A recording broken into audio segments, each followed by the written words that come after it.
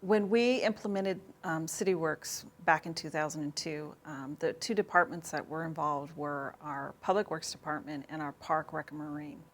When they were looking at work order systems, they understood what GIS could do, and they had it as a requirement that it needed to be integrated, especially for address verification.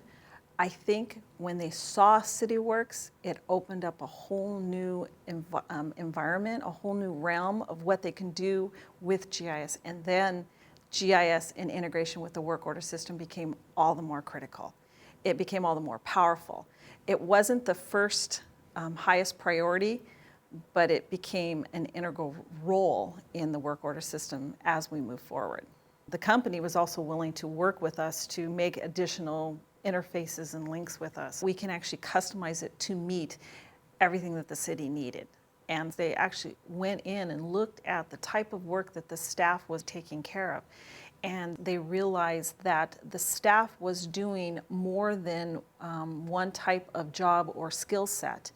And as an example, a staff member wasn't just one who did carpentry, but would do carpentry and electrical work and other type of stuff. And the Cityworks exposed how much our staff are skilled and able to do and meet those needs. That was not expected when we were going for a work order system. The work order system saved us a lot of money.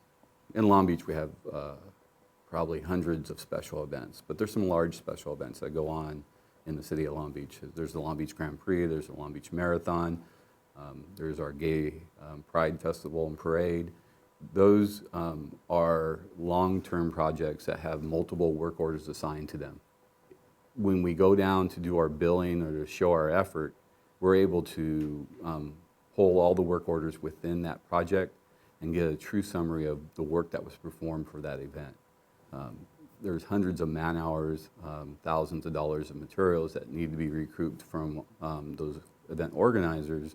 Without the data to support that in our billing process, that's information that's gathered from Cityworks. We're able to give them a true sense, and ourselves a true sense of the costs that were spent in providing our service.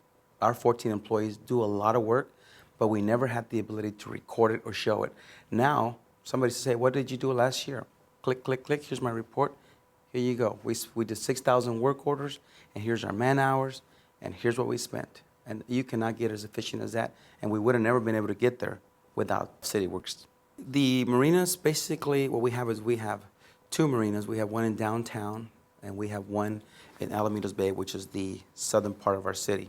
Not only do we have the docks that we handle, but all of the issues regarding restrooms, buildings, walkways, drinking fountains, everything that affects the livelihood of those that live there and those that work there. We have a lot of companies that have businesses there.